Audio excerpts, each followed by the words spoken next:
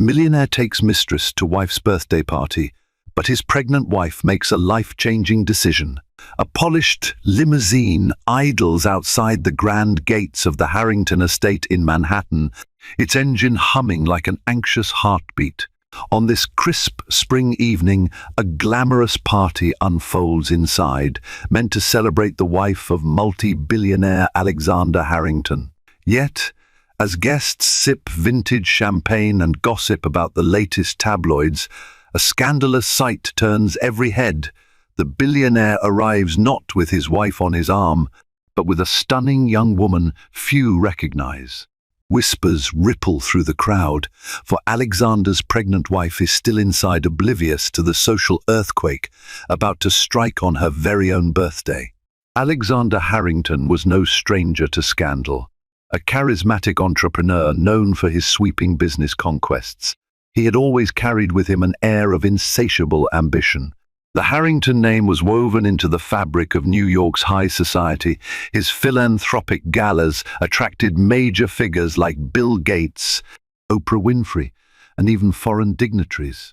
He lived in a sprawling estate overlooking Central Park, a testament to his unimaginable wealth. For years, the public had lauded him for his confidence, generosity, and devilish smile.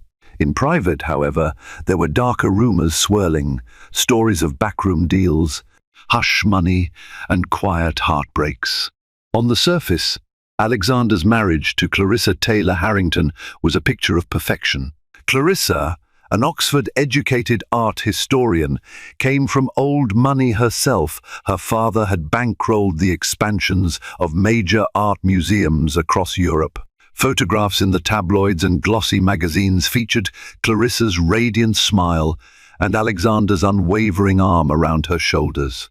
They were the golden couple who seemed to have it all: the looks, the lineage, the wealth. They graced the covers of lifestyle publications, donating substantial sums to children's hospitals and educational initiatives. Clarissa often accompanied Alexander to high-stakes business meetings, proving herself as a formidable negotiator. Anyone who saw them in those early days believed they were unstoppable together. Yet success came with a cost.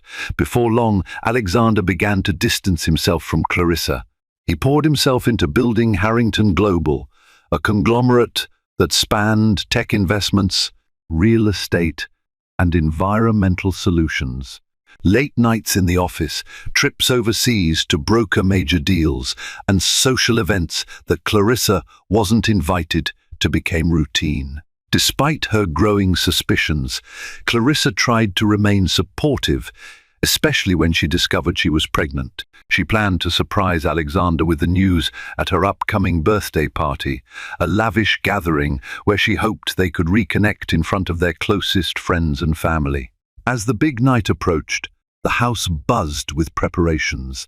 Lavish flower arrangements arrived in waves, filling the mansion with the scent of white orchids and subtle honeysuckle. Crystal chandeliers were polished to a sparkling sheen.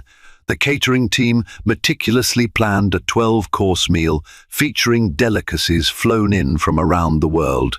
Clarissa's father, Winston Taylor, personally ensured that the guest list was curated with dignitaries, celebrities, and old family friends.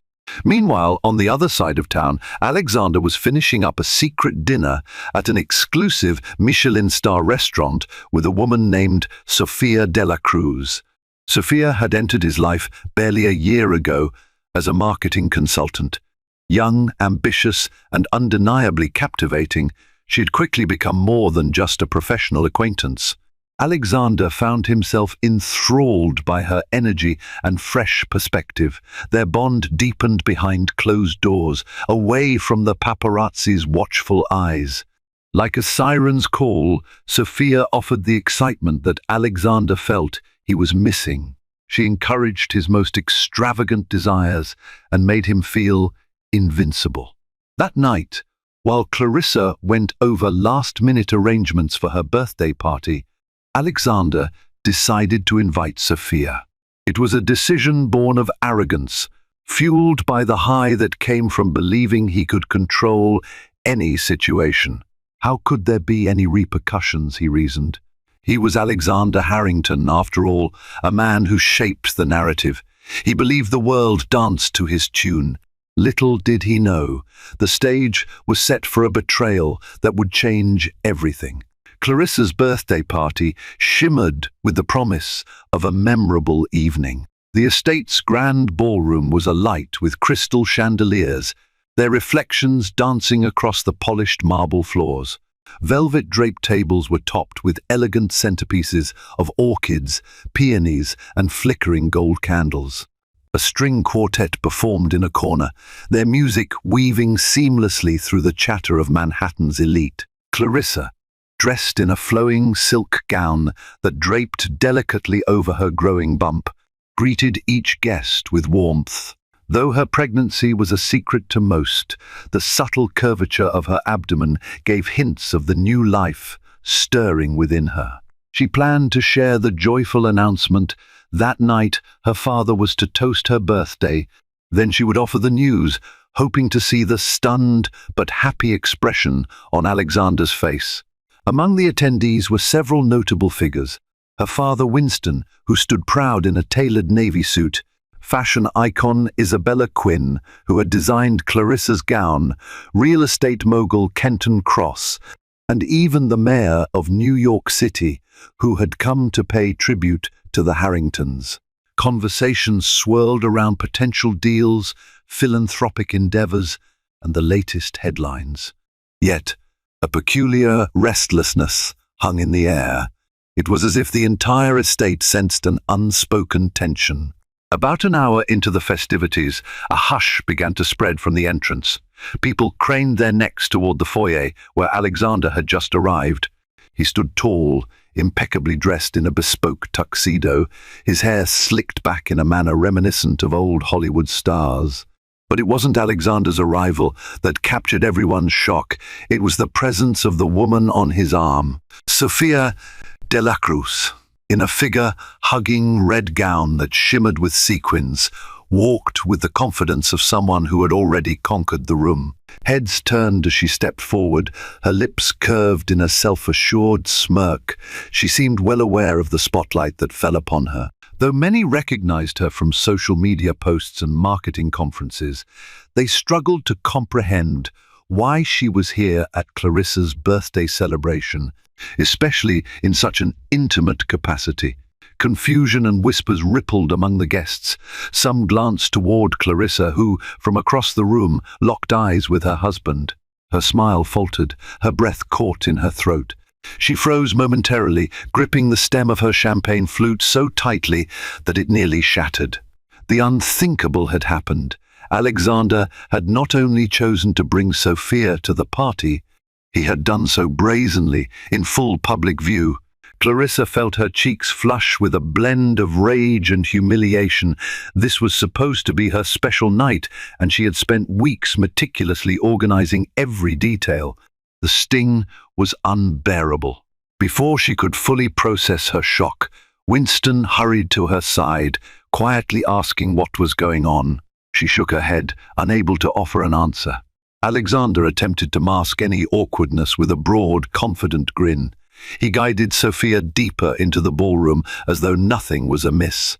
Some guests, loyal to Clarissa, turned away in disgust or disapproval. Others, ever the opportunists, flocked to greet the new arrival, eager to glean inside information. Moments later, a hush once again fell over the crowd as Alexander approached Clarissa. They stood face to face. Sophia hovered just behind him like a sinister shadow. "Happy birthday, darling," Alexander said, leaning in to place a perfunctory kiss on Clarissa's cheek. His words felt as cold as the tension they generated. The air crackled. An uncertain hush befell the entire ballroom. Clarissa's emotions collided, anger, hurt, and betrayal swirling into a perfect storm. She felt tears prickle at the corners of her eyes, but she refused to allow them to fall. Not here, not surrounded by these people. Summoning the composure that had been drilled into her since birth, she merely nodded in acknowledgement. "Thank you for coming," she whispered, her voice tight.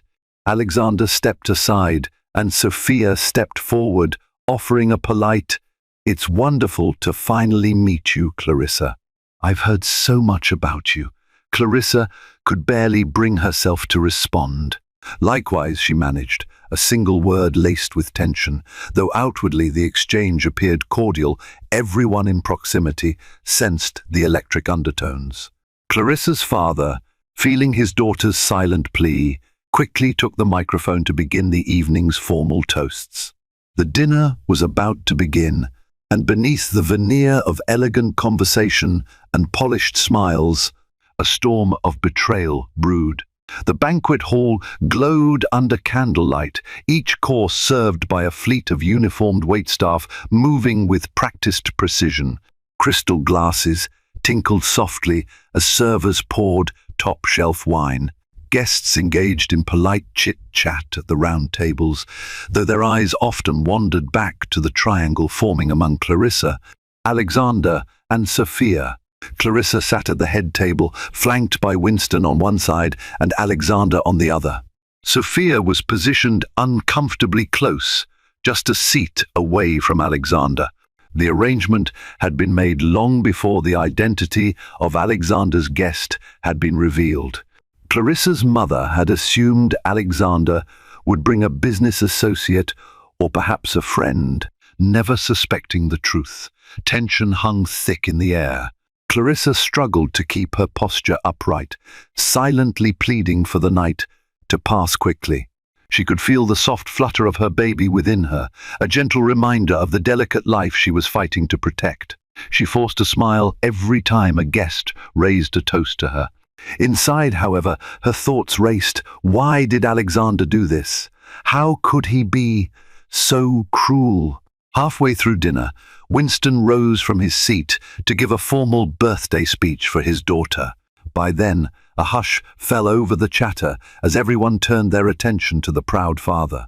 "I have watched my daughter grow from a curious, determined child into a beautiful, accomplished woman," Winston began, his voice filled with affection. "She has brought light into this family with her passion for art, her compassionate heart, and her unwavering loyalty. Tonight, I want to raise a toast to Clarissa, who has never ceased to amaze me. Happy birthday, my dear." Applause reverberated around the room, but Clarissa found herself trembling. She had planned to make her big announcement during the speech's aftermath, but the presence of Sophia made her question everything. Should she still reveal her pregnancy now? Should she keep it secret a while longer? Her internal debate was cut short when Winston nodded for Clarissa to stand. Summoning her courage, she placed a hand over her tummy, the other gripping her champagne flute. A trembling breath escaped her lips.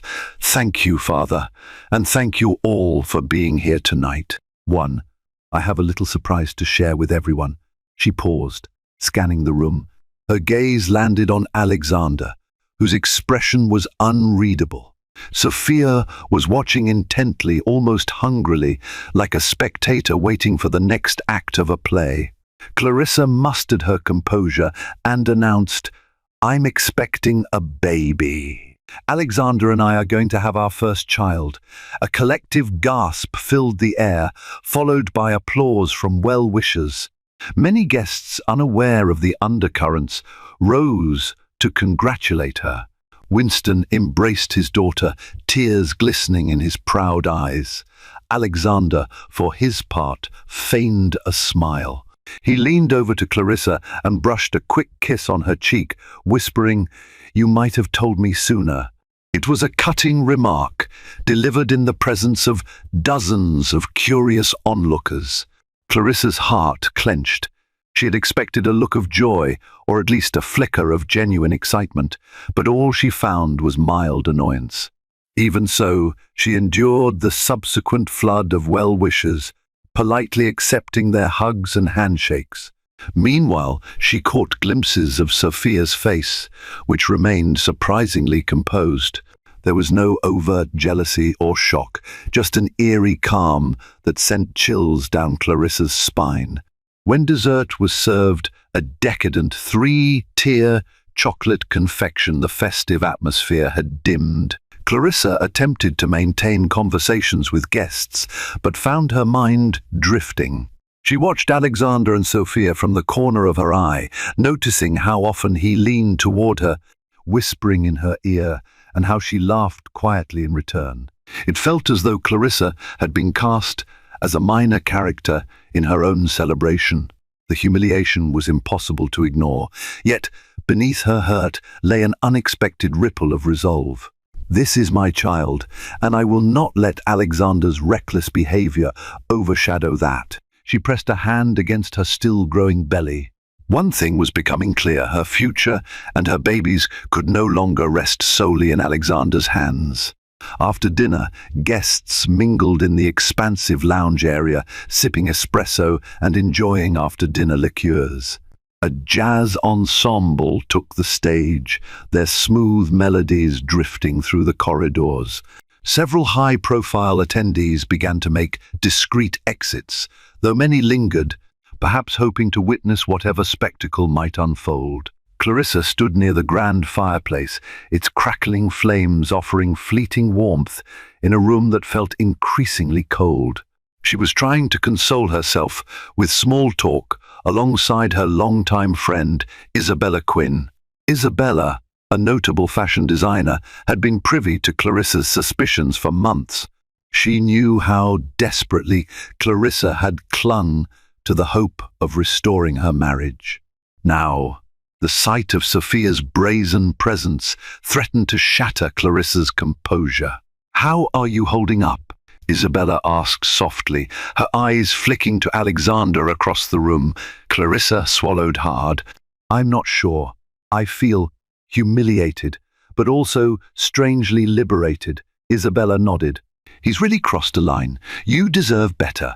Before Clarissa could reply, Alexander approached them, a glass of whiskey in hand. "Darling," he said, placing a cursory hand on Clarissa's shoulder, "I'm going to step outside to talk business for a moment. Kenton Cross wants to discuss a venture." Clarissa eyed him warily. "Are you sure it's just business?" Alexander scowled. "Don't start, Clarissa. Not now." He turned on his heel, leaving Clarissa with Isabella, her question unanswered. Clarissa felt a surge of anger at his dismissiveness. In front of dozens of guests and the press, he had effectively shoved aside her feelings on her own birthday. Minutes later, Clarissa noticed Sophia slip through a side door that led toward the garden terrace.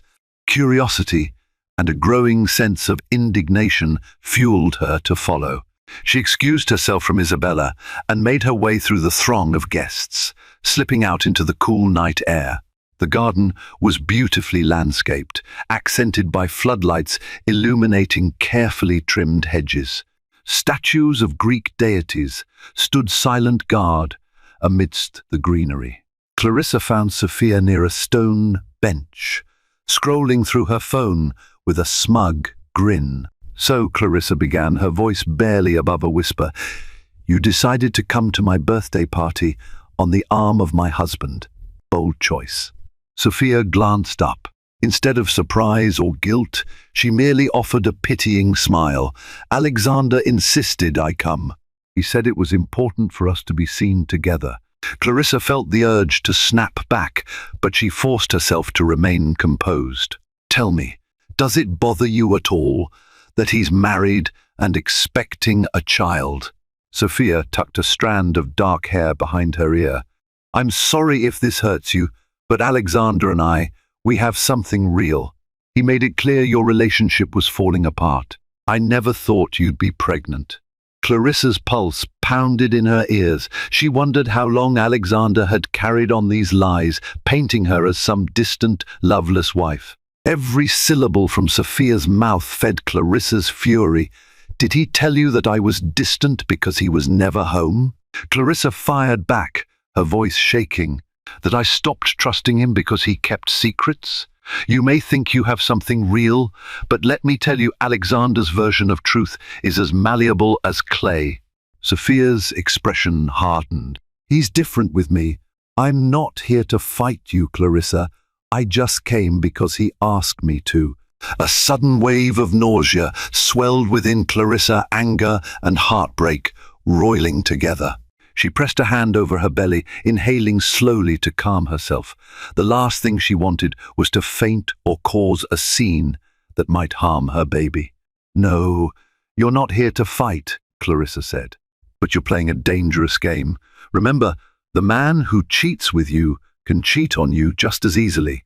Sophia opened her mouth to respond, but the tension was shattered by the sound of footsteps.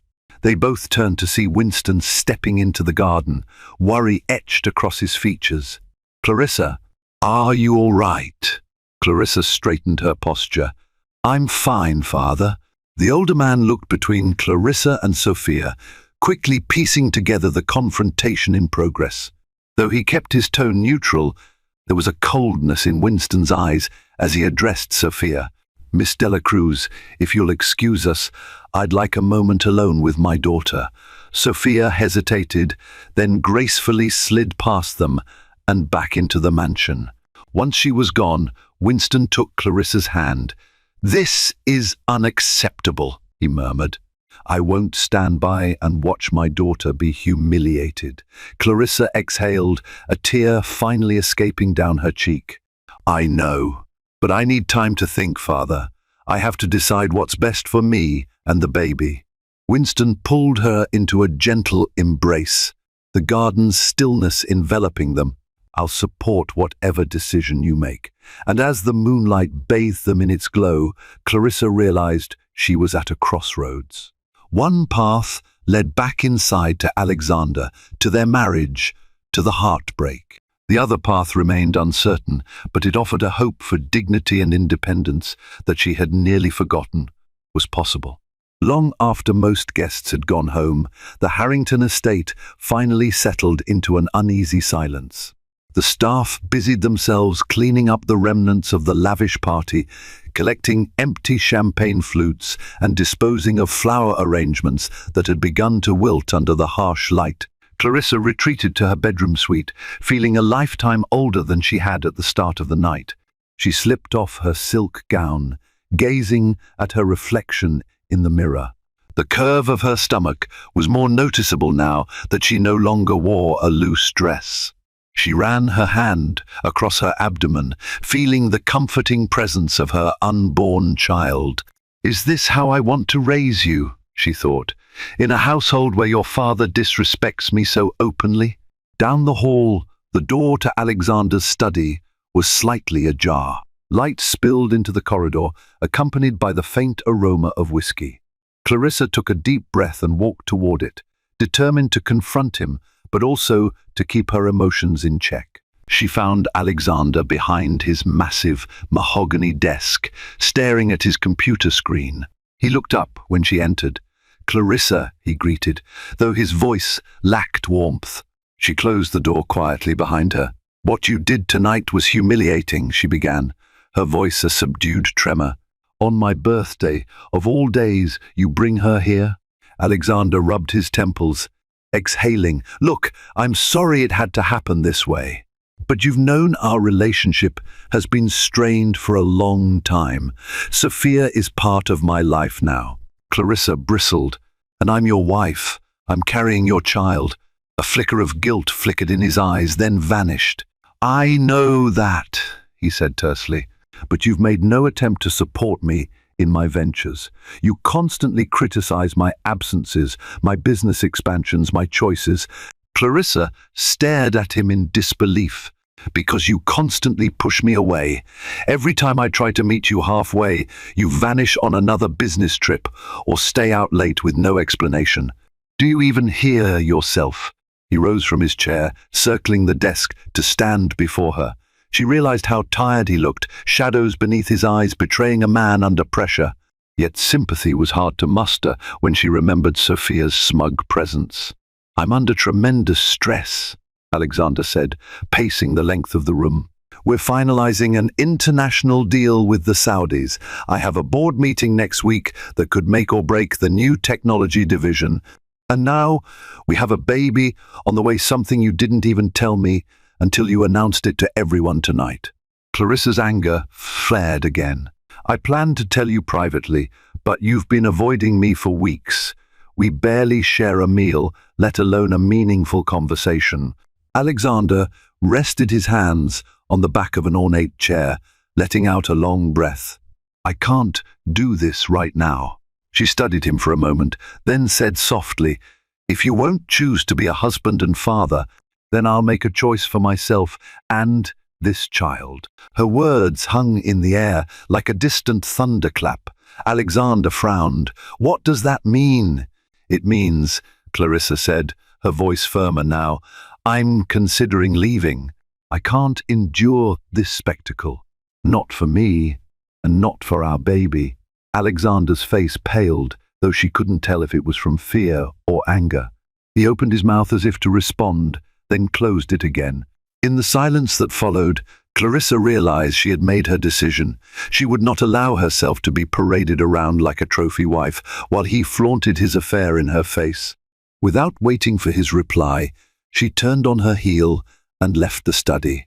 Her steps echoed in the corridor, each one a resolute stride toward whatever future she would create away from this toxic environment. In her bedroom, Clarissa shut the door and rested her back against it. She felt a swirl of emotions, sadness, anger, fear, but also an unexpected sense of freedom. She was done pretending everything was fine, done playing the role of the compliant wife while her husband publicly undermined her. Tomorrow, the press would likely run scandalous headlines. Social media might explode with speculation, but tonight, as she placed a protective hand over her unborn child, Clarissa felt a calm resolve. She would not be defined by Alexander's betrayal. She would forge her own path, even if she had to go through heartbreak to find it. The next morning arrived with a clamor of news vans outside the estate's gates. Word had leaked from the party, perhaps from a staff member or an opportunistic guest, about the shocking drama. A billionaire husband bringing his mistress to his pregnant wife's birthday celebration. Journalists scrambled to piece together the story, hungry for exclusive interviews or even a single photograph that captured the tension. Clarissa awoke to the sounds of muffled shouting below her window. She peered through the curtains and saw a small crowd of reporters, cameras at the ready. Her heart sank at the spectacle. She had grown up under the public's gaze, but never had she felt so exposed, so vulnerable. She prepared herself for the day with steady determination. Slipping into a comfortable yet elegant maternity dress, she summoned the household staff and informed them. She would handle any necessary statements herself. She then called her personal lawyer, Margaret Lee, a formidable mind in family law. Margaret, Clarissa said when the call connected, I need your advice. Things have gotten complicated. Alexander has openly brought another woman into our marriage, and I need to protect myself and my baby. Margaret's calm voice offered reassurance. We can discuss your options: prenups, child custody, financial support, property division. The media storm will be intense, but we can manage it. Do you want me to come over? Yes, please. Clarissa exhaled. I'd like to figure out the best course of action sooner rather than later. Alexander, meanwhile, had already left the estate for his office, avoiding the reporters gathered outside. Clarissa suspected he'd do damage control from behind a conference table, likely spinning a narrative that made him appear the victim of marital discord. His statement would undoubtedly gloss over his blatant betrayal, focusing instead on their incompatibilities. Clarissa was determined not to be caught off guard by his rhetoric. By mid-morning, Margaret Lee arrived, carefully navigating her way through the reporters. She was a short, impeccably dressed woman who exuded both warmth and steely resolve. They sat together in the sunlit parlor, far from prying ears. Clarissa, the first question is, do you intend to remain married? Margaret asked, pulling out a notepad. Clarissa took a long moment to consider. Memories flashed through her mind: her wedding day, the joy they once shared, the nights spent discussing dreams for the future. and the gradual drift into secrecy and lies. Finally, she shook her head. I can't see a way forward with Alexander. He's made it clear he's invested in someone else. I won't subject myself or my child to that kind of instability. Margaret nodded, jotting notes. Understood. In that case, we can file for divorce on grounds of adultery and mental cruelty. Your prenuptial agreement does entitle you to significant assets, but we need to ensure Alexander can't manipulate his financials. Clarissa's hand rested protectively over her abdomen. And the baby? I want to make sure custody is clarified. Margaret's lips curved into a sympathetic smile. We'll arrange for shared custody, though you can request primary custody if you can prove it's in the child's best interest. Given Alexander's public behavior, it shouldn't be too difficult. They spent the next hour outlining a plan, reviewing documents, and strategizing how to handle the inevitable media onslaught. Winston joined them midway, offering both emotional support and financial resources. Clarissa felt a surge of gratitude for her father's unwavering presence. Despite everything, she was not alone. As Margaret departed, Clarissa steeled herself to face the reporters outside. She stepped out onto the front steps of the estate, her father by her side. Cameras flashed like strobe lights. Microphones jostled for position as frenzied voices called out her name. Clarissa raised a hand for silence. "Thank you all for coming," she began, her voice shaking slightly before she steadied it. "I would prefer privacy during this difficult time. However, I understand there are questions. All I can say is that Alexander Harrington and I are dealing with personal matters, and my primary concern is the well-being of my unborn child." "Are you divorcing Mr. Harrington?" a reporter shouted. Clarissa paused, meeting the cacophony of eyes and lenses head-on. "I'm consulting with my legal counsel regarding all available options. That's all I can share for now." She turned to leave, ignoring the avalanche of follow-up questions. Though her heart pounded, she felt a newfound sense of courage. This was the beginning of her own narrative one, where she would no longer be overshadowed by Alexander's towering presence. Inside the estate, a staff member closed the doors behind her. Clarissa's resolve crystallized. She would stand firm, not just for herself, but for the little life growing within her. The drama had only begun, but Clarissa was ready to fight for her future. Across town, in the Harrington Global headquarters, Alexander paced his corner office, phone pressed to his ear. Floor-to-ceiling windows offered a panoramic view of Manhattan's skyline, but his attention was laser-focused on the crisis at hand. "You promised me this merger would go smoothly," he barked into the phone. "Now the board is panicking because of the media circus around my personal life. I need a statement from PR immediately." On the other end of the line was Harrington Global's chief communications officer, a man named Bradley Swain. He attempted to maintain professionalism despite Alexander's aggressive tone. "We have a draft statement ready to go. However, I strongly advise a unified approach with your spouse. The tabloids are having a field day with the rumors." Alexander exhaled, rubbing the bridge of his nose. "Clarissa's not cooperating. She's consulting her own lawyers and refusing to speak with me." Bradley's hesitation was evident. "With all due respect, if you and Miss S. Harrington appear combative, it could harm the company's public image even more. The board wants stability." Alexander slammed a fist onto his desk. "If the board is so concerned, they can remember how much Harrington Global owes to my leadership. Get the statement ready." He hung up abruptly and sank into his leather chair. His reflection in the polished surface of the desk stared back at him, a man who prided himself on control, now embroiled in a scandal that was spiraling out of his hands. His phone buzzed with incoming texts, presumably from Sophia and from other acquaintances wanting clarity or, worse, gossip. Just then, Kenton Cross knocked on the open door. A longtime associate in real estate, Kenton had been invited to the birthday party fiasco and had witnessed the meltdown firsthand. He stepped inside, closing the door behind him. "You've really stirred the pot this time, Alexander," Kenton remarked, seating himself across from the desk. "The business community is whispering about whether you can handle your personal life, let alone these billion-dollar deals." Alexander bristled. "I know how to manage my personal affairs. The tabloids will move on once something else catches their attention." Kenton folded his arms, eyeing Alexander critically. "And your wife? She looks serious about taking the baby and walking away. You stand to lose a lot if you don't handle this diplomatically." Alexander's jaw tightened. "You think I don't know that? I've been poring over the prenup. My lawyers assure me we have options." Kenton shook his head.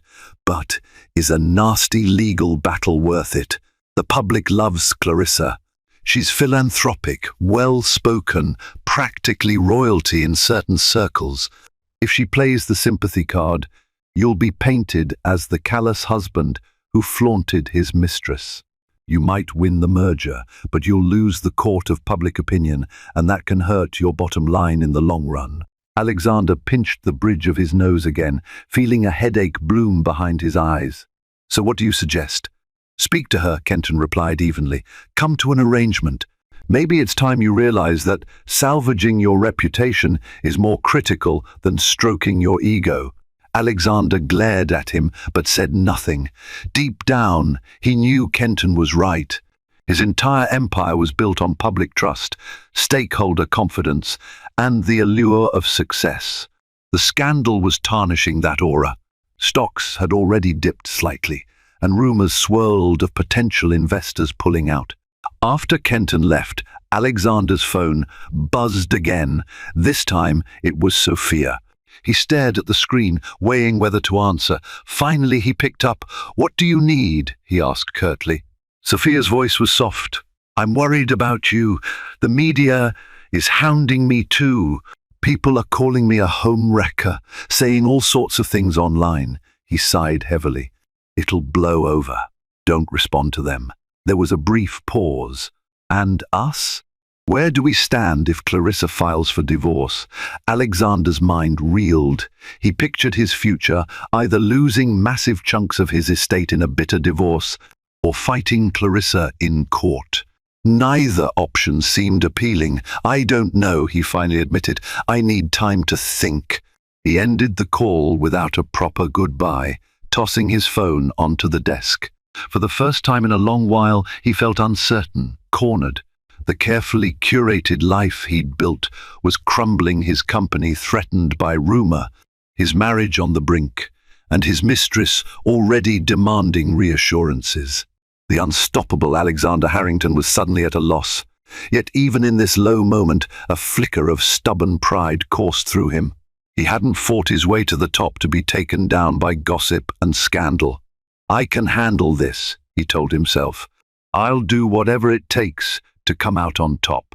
Over the following week, the media frenzy grew to epic proportions. Magazine covers screamed headlines like "Harrington's Double Life" and "Billionaire's Mistress Crashes." "Pregnant Wife's Birthday." Talk shows dissected every available crumb of information, inviting body language experts to analyze clips from the birthday party. Social media lit up with hashtags pitting #Team Clarissa against #Team Alexander, although the vast majority appeared to rally around Clarissa. Feeling cornered, Alexander's PR team issued a formal statement. "Mr. and Miss S.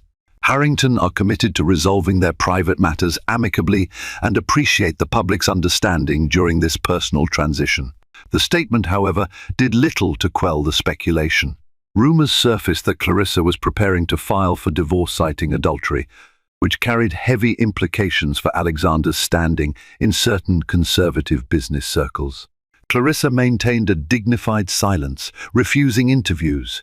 She entrusted her father Winston to handle any urgent press inquiries, while her lawyer Margaret readied the necessary legal documents. The Harrington estate turned into a fortress, gates closed. security heightened, and staff under strict instructions to turn away all outsiders. Still, life had to continue. Clarissa, who once curated art shows, found herself diving into a new project, a children's arts charity event, something she hoped to do in honor of her baby. She threw herself into philanthropic efforts as a way to cope with her emotional turmoil. Each day brought fresh heartbreak whenever she remembered the betrayal, but she also felt a growing excitement about her future as a mother.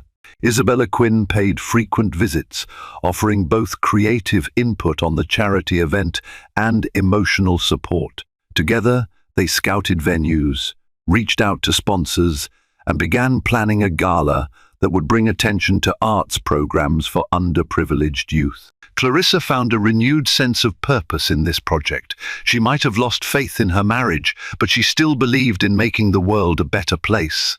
Meanwhile, Alexander fought on the business front. The prospective merger he'd been touting was now at risk. Foreign investors hesitated to link their brand with a man drowning in scandal. Even so, he soldiered on with negotiations, offering sweetened terms and personal guarantees. He also hired a high-powered legal team to mount a defense in the likely divorce proceedings. His lawyers tried various tactics, sending documents that questioned Clarissa's mental state, insinuating she might be unstable due to pregnancy hormones. It was a ruthless strategy designed to protect Alexander's assets and hamper her claims in court. When Clarissa received those documents, she felt physically ill. The insinuation that she was mentally compromised due to pregnancy was more than just an insult. It was a direct threat to her credibility as a prospective mother. Margaret quickly drafted a sharp rebuttal, warning Alexander's team that any further slander would be met with defamation suits. In quieter moments, Clarissa felt the weight of it all. Sometimes she woke in the middle of the night, tears silently streaming down her cheeks as she grieved the happy future she once envisioned with Alexander. But each time, she reminded herself of the new life growing inside her, the gentle flutters that reminded her she was no longer alone. That simple fact fueled her resolve. On day 8 of the media onslaught, Clarissa received a personal phone call from an unexpected ally, Catherine Lyons, a renowned talk show host with a reputation for championing women's rights. Clarissa answered hesitantly. "Clarissa," Catherine said in a soothing tone, "I'd like to invite you for an interview, no gimmicks. Just a chance for you to speak your truth, if you're ready." Clarissa hesitated. Part of her wanted to remain silent, to guard her privacy. But the other part, a growing part, recognized that telling her side of the story might turn the tide in her favor, and possibly set the record straight about her pregnancy, her plans, and her dignity. "I'll consider it," Clarissa answered. "Give me some time." She ended the call, realizing she stood at another crossroads. A public interview could be a powerful weapon in this media war, a chance to reveal Alexander's manipulations without stooping to his legal team's level. Yet it also meant exposing her vulnerabilities before millions of viewers. As she paced the grand foyer of the Harrington estate, Clarissa gently rested a hand on her belly. "Whatever path I choose," she whispered to her child, "I promise it'll be one that leads us to a life of love and respect." And so the battle lines were drawn. Alexander might have commanded armies of lawyers and PR experts, but Clarissa had discovered a deeper strength within herself. The stage was set for the next crucial act of their unfolding drama, the moment she would decide whether to stand in the public eye and reclaim her narrative or stay quiet and let the scandal define her. Clarissa ultimately accepted Catherine Lyons' invitation. The idea of publicly exposing her pain both terrified and intrigued her. But the potential benefits were clear. The chance to correct the rumor mill, to assert her agency, and to make known her intentions for her child's future. After consulting with Margaret and Winston, she agreed to a carefully orchestrated, sit-down interview in a private, Tasteful setting, a neutral location that felt neither intrusive nor contrived. On the evening of the interview, Clarissa arrived at Catherine's production studio, which had been converted into a warm, living room-like set. Soft lighting framed two comfortable armchairs positioned opposite one another. A small floral arrangement and a table with glasses of water separated them. Off-camera, a minimal crew whispered final adjustments, ensuring the microphone levels were correct and the cameras were rolling smoothly. Catherine greeted Clarissa with a warm hug, whispering, "Remember, you're in control. If at any point you feel uncomfortable, just say so." Clarissa nodded. She took a steadying breath and settled into her chair, clad in a modest, elegant dress. She appeared every bit the poised socialite, except for the vulnerability in her eyes, which revealed the depth of her turmoil. Once the countdown ended, Catherine opened the interview. "Good evening. Tonight, I'm joined by Clarissa Taylor Harrington, who's found herself in the eye of a media storm involving her marriage to billionaire Alexander Harrington. Clarissa, thank you for being here." Clarissa offered a polite smile. "Thank you for having me, Catherine." Catherine leaned in with genuine concern. "You've remained largely silent since the reports emerged of Alexander's affair. Why choose to speak now?" Clarissa folded her hands in her lap, exhaling slowly. "This past week has been overwhelming. I've been hounded by paparazzi, and my family's privacy has been invaded. But I've also realized that silence allows others to control the narrative. I want people to understand that I am not just Alexander Harrington's wife.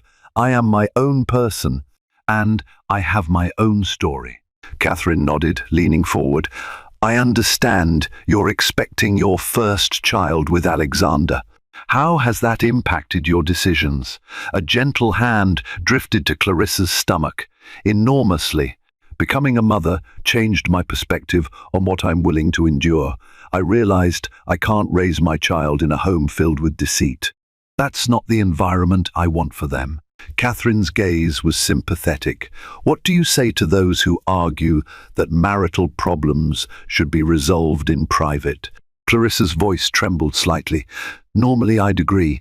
But when someone brings their mistress to your birthday party in front of hundreds of guests, it's no longer a private matter. It's humiliating, and it forces you to respond. And the media, well, they thrive on sensational stories." Catherine's tone turned more serious. "The rumor mill suggests you're seeking divorce. Is that true?" A flicker of emotion crossed Clarissa's face. "Yes, I'm filing for divorce. I have to protect myself and my child. Alexander's affair. It isn't the only problem we've had, but it's the final straw." The studio fell silent as the gravity of her words settled. Catherine glanced at her notes, then chose her next question carefully. "There have been allegations from Alexander's legal team that you're emotionally unstable due to your pregnancy. How do you respond?" Clarissa's eyes hardened. "I'm not surprised. Unfortunately, that's a common tactic to discredit women, especially pregnant women.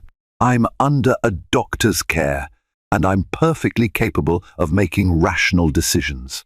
If anything, pregnancy has made me more clear about what I want in life." Catherine nodded, then leaned back with a soft smile. "What do you envision for your future and your child's?" For a moment, Clarissa's features softened. "I want a peaceful life filled with love, where my child can grow up knowing respect and kindness. I plan to continue my philanthropic work, especially with children's art programs, and I hope that my child will one day be proud of the person I've become." The interview concluded on a reflective note, with Catherine praising Clarissa's courage. "Thank you for your honesty and vulnerability tonight. I'm sure your story will resonate with many who faced similar betrayals." Clarissa felt a weight lift from her shoulders. For the first time since the scandal broke, she felt free, having shared her truth on her own terms. The cameras powered down, and Catherine stood to hug her again, whispering, "You are amazing. Stay strong." By the time Clarissa emerged from the studio, she found Winston waiting for her. He gently took her arm. "Proud of you, my girl," he said, his voice cracking with emotion. Clarissa managed a weak smile. "This is the beginning, isn't it?" Winston nodded, guiding her toward the waiting car. "Yes, but at least now, you're writing your own story." She climbed into the vehicle, gazing out at the city lights. Somewhere in the labyrinth of skyscrapers stood Alexander, likely watching the interview and scrambling for his next move. But for Clarissa, the course was set. No longer a silent victim, she embraced this new chapter with resolve. Whatever awaited, she wouldn't face it as the timid wife overshadowed by her husband's arrogance. She was a mother-to-be, fighting for her child's future with every ounce of courage she had. Alexander did indeed watch the interview from his penthouse apartment. The crisp, modern furnishings offered little comfort as Clarissa's words sank in. She had confirmed the divorce publicly, exposing his affair in a calm, dignified manner that made him seem like a heartless villain. His phone vibrated incessantly with texts and calls, business partners, board members, friends, and even Sophia. He finally answered Sophia's call. "Did you watch it?" he asked, voice taut. "I did," Sophia replied. "It's not good for you, Alexander. Public sympathy is with Clarissa. Everyone's calling her a brave mother-to-be, and you're—" She trailed off, as if reluctant to finish the sentence. Alexander ground his teeth. "I'm what, Sophia?" she sighed. "You're the unfaithful billionaire. Social media is destroying you. The board might oust you if the stocks continue to dip." A hot flush of panic coursed through Alexander, though he struggled to maintain composure. "I can't be ousted from my own company. I control the majority shares." "Yes, but if confidence in you drops enough, they might find a way. You've made some enemies on the board over the years." Alexander inhaled sharply, recalling the tense board meetings where he'd forced through expansions, ignoring cautionary advice. Perhaps those resentments now had fertile ground to grow. "So you're saying I should apologize publicly? Backtrack?" Sophia hesitated. "Maybe. Or paint Clarissa as manipulative. If you let her narrative stand uncontested, you'll lose. You need to fight back." The idea churned in Alexander's gut. His pride rebelled against apologizing, but he also feared the destructive potential of Clarissa's public image. "I'll speak with my PR team," he said curtly, ending the call. Within an hour, Alexander convened an emergency meeting with Bradley Swain and a team of crisis management experts. They sat around his long glass table, laptops open, phone lines buzzing. "Mr. Harrington," Bradley began, clearing his throat. The interviewers galvanized public support for Clarissa. She's being hailed as a role model for women standing up against infidelity. We need to refocus the narrative on your business achievements, your philanthropic efforts. Remind people who you are outside of this scandal. One of the crisis managers chimed in. "Alternatively, we can release a counter-statement accusing Mrs. Harrington of withholding the pregnancy from you, arguing she used it as leverage. That angle might shift some blame her way." Alexander scowled, recalling how Clarissa had tried to inform him, but was met with his own negligence. "That might be thin," he muttered, though desperation flickered in his eyes. "But we can't just let her run away with this." Bradley hesitated, then spoke softly. "Alexander, maybe you need to consider a genuine apology. Public contrition could do wonders. A show of remorse. A vow to continue supporting Clarissa and the child financially, no matter what." Alexander's pride warred with the rational part of his mind. He loathed the thought of appearing weak. Apologies were for those who admitted they were wrong, and in his eyes, Clarissa bore some responsibility for the breakdown of their marriage. But the alternative, an all-out battle, might irreparably damage his empire. Draft a statement, he finally conceded, tension visible in his clenched jaw. Frame it as me regretting how events unfolded, reaffirm my commitment to the child, and mention I hope Clarissa and I can come to amicable terms. Bradley nodded, relief evident on his face. We'll have it ready by morning. As the team filed out, Alexander remained in his chair, staring at the city lights. Amicable terms, he thought, recalling the legal documents accusing Clarissa of emotional instability. Those had been his lawyer's idea, but he hadn't protested. He knew it would likely anger her further. How did it all come to this? His mind drifted to memories of Clarissa, once bright, playful, engaging. Their early dates in Paris, spontaneous trips to the Caribbean, and dinners where they'd talk late into the night about their shared dreams. He couldn't pinpoint the exact moment their relationship frayed. Perhaps it had been a series of small betrayals, neglected conversations, growing distances. Now, they stood at opposite ends of a public battlefield, neither willing to yield. A heavy sigh escaped him. For the first time, a small voice inside whispered that perhaps Clarissa wasn't the only one hurting. He pictured her face during the interview, sad, determined, and undeniably pregnant with his child. But the fleeting remorse clashed with anger. Her going public felt like an ambush, leaving him cornered. He pushed down whatever empathy he'd felt and resolved to win, no matter the cost. If Clarissa wanted war, he'd fight with every tool at his disposal. Days turned into another week. Clarissa's interview aired worldwide, generating impassioned debates. Donations to her charity soared, while Alexander's once gleaming reputation took blow after blow. Stockholders of Harrington Global expressed discomfort in private meetings, and rumors persisted that the board was exploring contingencies should Alexander's public image compromise the company's stability. Clarissa remained sequestered at the estate, focusing on her health and the charity event. Despite the hailstorm of sensational headlines, she found pockets of peace reading, journaling, painting. She even began designing a nursery, selecting soft pastel hues and whimsical animal murals, determined to provide a nurturing environment for her child. Alexander, however, escalated his counteroffensive. His lawyers filed motions claiming Clarissa had deliberately withheld news of her pregnancy to manipulate him. He declined a direct interview but released a video statement where he appeared remorseful yet subtly blamed marital discord on Clarissa's lack of supportive understanding of his business pressures. The statement earned mixed reactions. Some found it sincere, others labeled it damage control. Late one afternoon, Clarissa heard the echo of raised voices downstairs. She emerged from her room to see Winston arguing with a man in a tailored suit, one of Alexander's lawyers. Margaret Lee stood close by, her expression mirroring Winston's anger. "Clarissa, they've come to serve you additional papers," Margaret explained, exasperation in her voice. "They're pushing for an urgent hearing on spousal support and property claims." Clarissa stiffened. "Is Alexander here?" The lawyer cleared his throat. "Mr. Harrington is not present. He simply sent me to deliver these documents."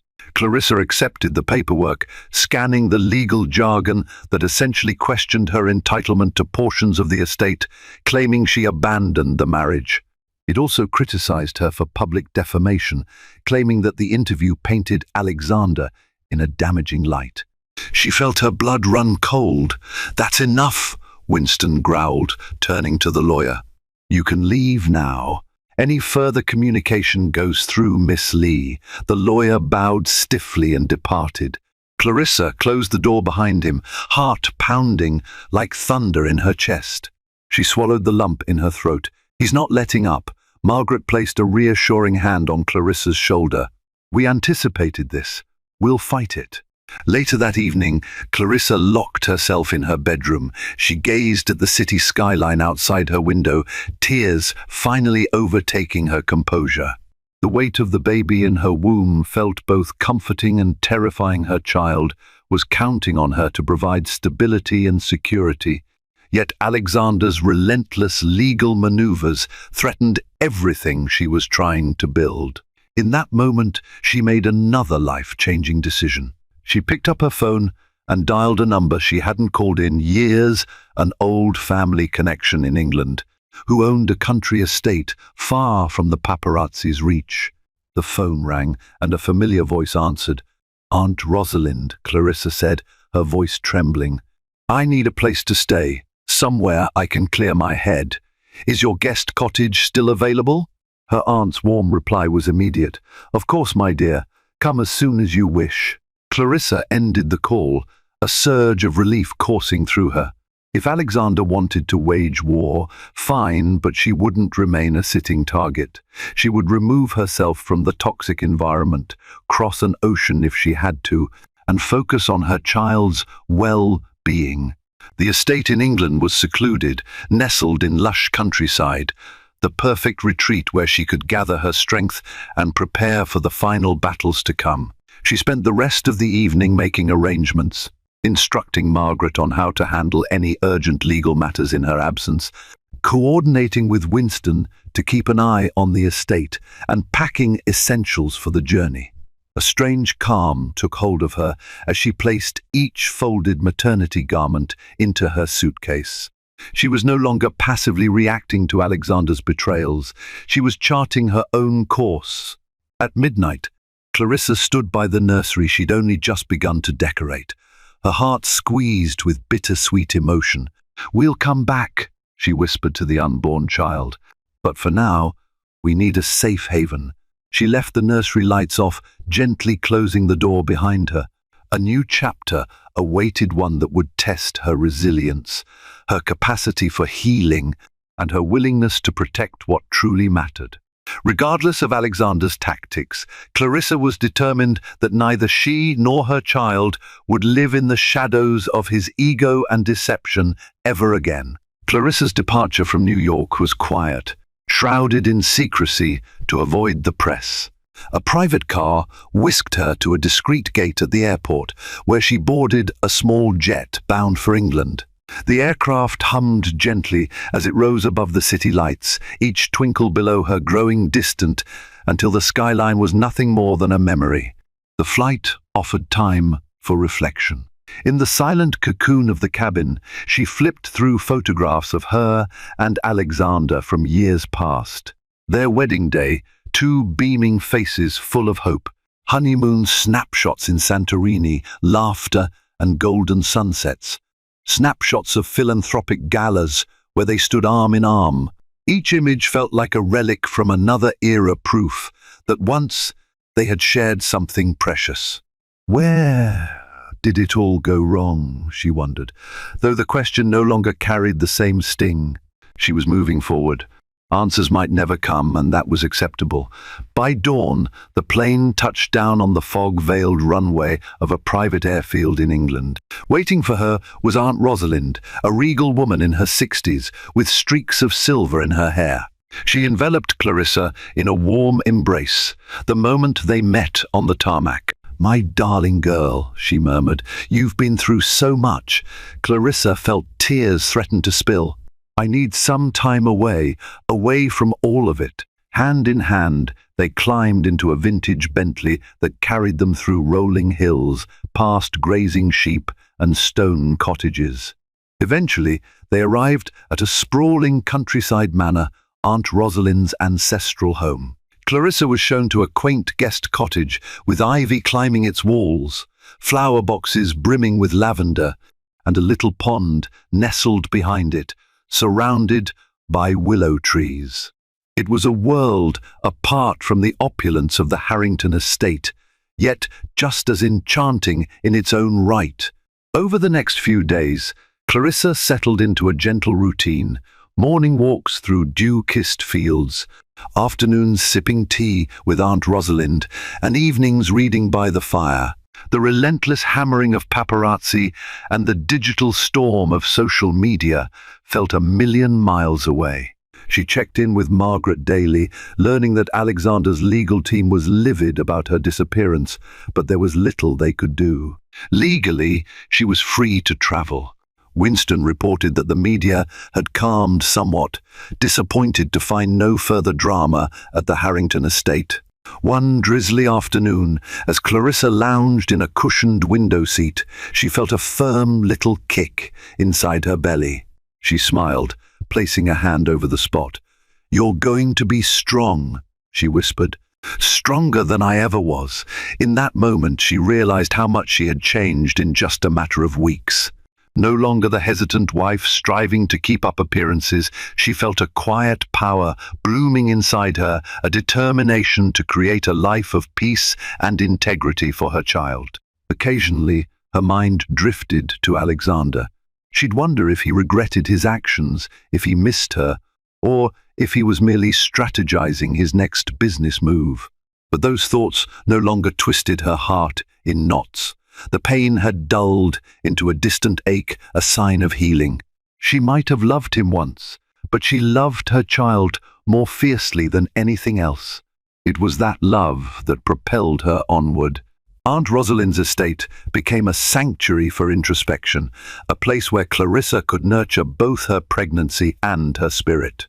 Each day her belly grew, and with it, her resolve solidified like the ancient stones in the manor walls. She would finalize the divorce on her own terms, ensure her child's future was secure, and continue her philanthropic passion. If Alexander wanted to remain locked in his cycle of ambition and scandal, that was his choice. Sitting by the pond one evening, watching the sunset paint the sky in lilac and gold, Clarissa exhaled softly. The reflections of the willow trees rippled on the water's surface, reminding her of life's impermanence. She couldn't control what had happened, but she could shape what would come next. As twilight fell, she returned to the cottage, heart lightened, ready to face the final notes of her confrontation with Alexander whenever that day would come. For now, she found solace in the hush of the English countryside, every breath affirming her newfound independence, and the life growing inside her both delicate and immensely strong. Outside a quiet English manor, beneath a sky of lavender and gold, Clarissa has finally found a sanctuary for herself and for the child she carries. Though her journey began in heartbreak and betrayal, it transformed into a testament of courage, self-discovery, and the unbreakable bonds of family. Still, the world watches, waiting to see if Alexander Harrington will repent, retaliate, or relinquish the empire he fought so hard to build. In the meantime, Clarissa holds fast to her hopes for a future defined by love, integrity, and resilience. Will this billionaire's betrayal spark a revolution in Clarissa's life? Or will old wounds heal into a fragile truce? The flash of a smartphone camera, the soft chime of a social media notification, and a single three-word post that detonated a new mother's world. In the sterile, quiet peace of a maternity ward, while Isabella Rossi held their newborn son Leo, for the very first time her husband Marcus Thorne was celebrating his own kind of delivery. He typed the words, "free at last," into the digital ether, a triumphant cry for all their friends and family to see. He thought it was a joke. He thought it was harmless. By the time the sun rose the next morning, he would learn in the most brutal way possible that his freedom had just cost him everything. The air in room 304 of St. Jude's Medical Center was thick with a sacred silence. It was 2:17 a.m., a time when the world outside held its breath, but inside this small, sanitized space, a new world had just begun. Isabella Rossi, her body a beautiful aching testament to the marathon of childbirth, held her son Leo against her chest. His tiny wrinkled fingers were curled around her thumb, his breath a warm, rhythmic puff against her skin. Every cliché she had ever rolled her eyes at was suddenly overwhelmingly true. The rush of love was a tidal wave wiping away the memory of pain, the exhaustion, the fear. There was only this. this perfect, fragile 7-pound, 3-ounce universe in her arms. Marcus was on the other side of the room, a hulking, joyous silhouette against the dim glow of the city lights filtering through the window. He'd been a rock, a surprisingly steady presence through the 17 hours of labor. He'd held her hand, fed her ice chips, and whispered encouragement when her resolve faltered. He'd wept when Leo's first cry cut through the tension in the delivery room. Now he was buzzing with a different kind of energy, a restless, kinetic hum.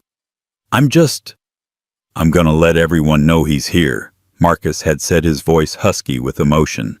"Gotta update the family. They've been blowing up my phone." Isabella had simply nodded, too lost in the milky scent of her newborn to truly register the words. She heard the soft clicks of his phone's keyboard, saw the familiar blue-white light illuminate his face. She smiled faintly. Let him have his moment. He was a father. They were a family. She drifted in a haze of oxytocin and fatigue, her world shrinking to the rise and fall of Leo's chest. A nurse, a kind woman named Carol with gentle hands and a softer voice, came in to check her vitals. Everything was a gentle murmur, a soft, focused dream. It wasn't until Carol had left and the room had settled back into its quiet hum that Isabella's own phone lying on the bedside table buzzed.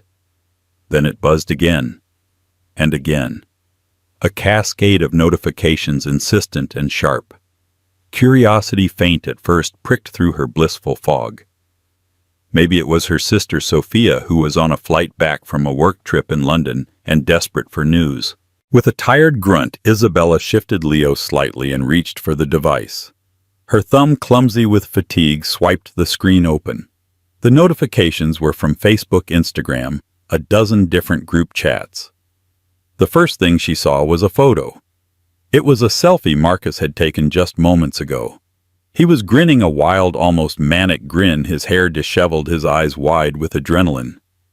In the background, out of focus, was the back of her head and the swaddled bundle of their son.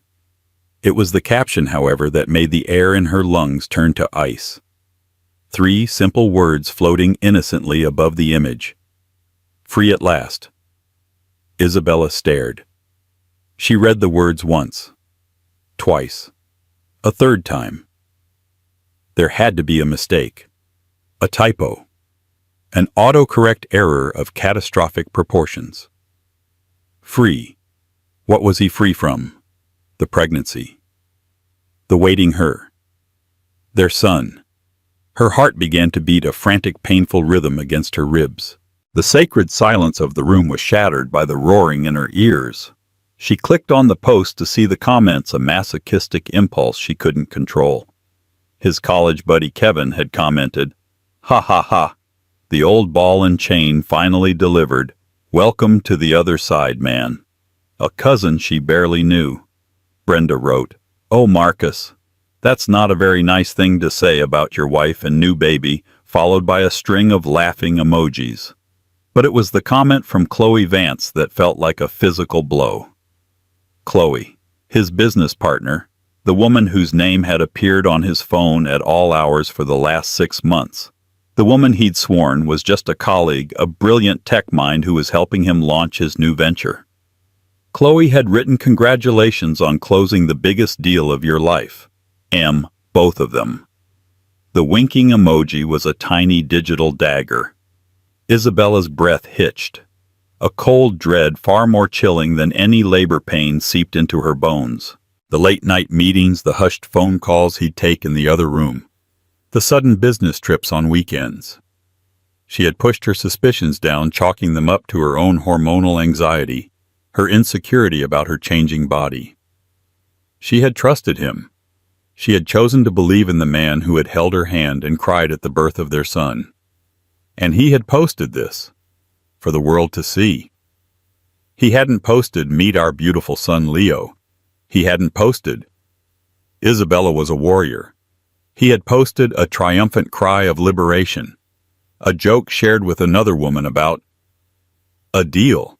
What deal? What could possibly compete with the birth of his child? She looked across the room. Marcus was oblivious, still scrolling through his phone, a self-satisfied smile playing on his lips. He was in his own world, celebrating a victory she wasn't privy to. He was a stranger. The wave of love she'd felt for him just minutes before receded, leaving behind a barren, frozen shore. The warmth in her chest was gone, replaced by a glacial calm. Her mind, usually a whirlwind of emotion, became sharp and clear, honed to a single point of purpose. She had a background in forensic accounting, a career she'd put on hold to start a family. She knew numbers, she knew contracts, she knew how to protect assets.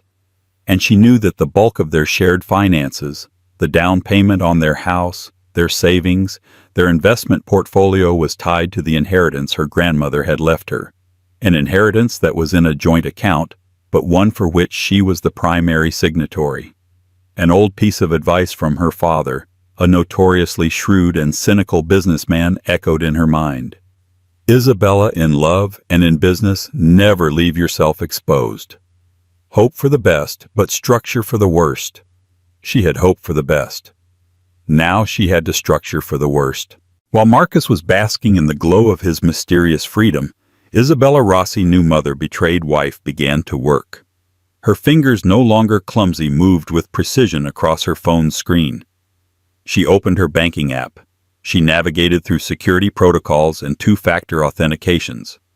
Her face, illuminated by the screen, was a mask of cold resolve. She found the master account, the one from which all others, his personal checking, his business credit card, their joint savings, were fed. She saw the option she was looking for: initiate full security freeze. A temporary measure designed for suspected fraud. It would lock every cent, block every transaction, deny every withdrawal. It would take a phone call to a 24-hour premium service line to make it ironclad. With Leo sleeping soundly on her chest, his innocence a stark contrast to the calculated act she was about to commit, Isabella pressed the button. A confirmation screen appeared. "Are you sure you want to freeze all activity on these accounts?" She didn't hesitate. She pressed confirm. Then she picked up her phone and began to dial the number for the bank's Platinum Fraud Protection Services. A soft, automated voice answered on the other end. "Thank you for calling Sterling Financial's Premium Client Services," the voice chirped. "All our representatives are currently busy. Your estimated wait time is 10 minutes. Isabella leaned her head back against the stiff hospital pillows and closed her eyes. The phone pressed to her ear. 10 minutes. She had all the time in the world. Marcus had his freedom. She was about to give him a taste of what it truly meant. The first rays of dawn painted the gray city skyline in hues of soft pink and orange. But inside room 304, the atmosphere remained stubbornly frozen. Isabella had barely slept. She had dozed in fits and starts, her body demanding rest, while her mind replayed the three-word caption and Chloe's winking emoji on an endless, torturous loop. Each time she woke, the first thing she felt was the solid weight of betrayal, a physical presence in the room. Her call to the bank had been swift and clinical. She'd used the right keywords: unauthorized activity, potential, third-party compromise, spousal financial malfeasance, and the representative, professionally alarmed, had erected a digital fortress around their assets that would require a court order and 3 blood oaths to penetrate. Marcus, on the other hand, had slept like a log. He was sprawled in the uncomfortable recliner, snoring softly, his phone lying on his chest. He looked peaceful, innocent. The image was so discordant with the chaos he had unleashed that Isabella felt a fresh wave of sickness roll through her. When he finally stirred, it was with a groan and a stretch, a man waking from a satisfying sleep. He blinked, looked at Isabella and the sleeping baby in the bassinet beside her bed, and a dopey, happy grin spread across his face. "Morning, Mama," he said, his voice thick with sleep.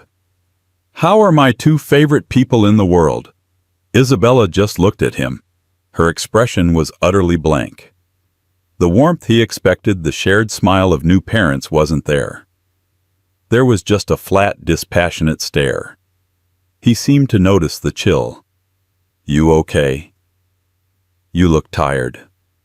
"I am tired," she said, her voice monotone. "Right, of course. Stupid question." He rubbed his face, trying to wake himself up. I'm going to go get you the best coffee in a 5-mile radius, and one of those giant croissants from that French place. You deserve it. You deserve everything." He leaned over to kiss her, but she subtly turned her head so his lips met her cheek. It was a small, almost imperceptible rejection, but it stopped him cold. He asked, his brow furrowing. "What's wrong?" "Just go get the coffee, Marcus," she said. Her eyes focused on Leo. Puzzled but undeterred, he grabbed his wallet and keys. "Okay, back in a flash. Don't miss me too much." He blew a kiss and slipped out the door. Isabella waited. She counted the seconds.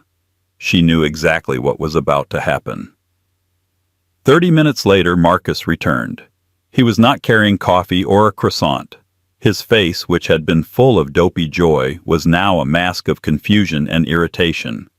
"This is so weird," he said, slamming his wallet on the small table. "My card was declined." Isabella didn't look at him. "Oh yeah. The debit card. Declined. So I tried the Amex. Declined. Tried the Visa. Declined." The barista looked at me like I was a complete deadbeat. I had to pay with the emergency 20 I keep in my phone case. What the hell is going on? Did you get a fraud alert or something? Now she turned to look at him. Her gaze was steady and cold. "Yes," she said. "I did." He let out a relieved sigh. "Oh, thank God. I thought I was going crazy." "So you sorted it out?" "I sorted it out," she confirmed. She picked up her phone from the bedside table and held it out to him. His Facebook page was still open. The post was right there now with over 100 likes and dozens of comments. "What am I looking at?" he asked, confused. "Read it," she commanded. He squinted at the screen. "Free at last." "Yeah, it's funny, right? A little gallows humor after 17 hours of—" His voice trailed off as he saw the look on her face. It was not the face of a woman who found anything funny. "Funny," she repeated, her voice dangerously low. "You thought that was funny, Marcus. You thought broadcasting to every single person we know that you felt free the moment your son was born was funny." He finally started to grasp the magnitude of his error. A panicked look flashed in his eyes. "Oh, babe, no. It was just a joke. A stupid joke. It didn't mean anything. You know, like free from the waiting. That's all." Is that what Chloe Vance thought it meant? Isabella shot back, her voice like cracking ice. Or was she in on the joke with her little winking face? "Congratulations on closing the biggest deal of your life. Both of them." "What deal, Marcus? What was the other big deal you closed last night while I was pushing your son out of my body?" Marcus's face went pale. "Chloe." "That was about work. Project Chimera. It finally got funded yesterday. The term sheets were signed while you were in labor. That's the deal." That's all she meant. "It's what I've been working on for 2 years. It's for us. For our future." "Our future?" Isabella let out a laugh, a sharp, bitter sound that held no humor. "You mean the future you were so happy to be free from?" "You stood there in this room while I was holding our baby for the first time, and you weren't celebrating with me. You were celebrating with her. You made the birth of our son a footnote in your business announcement."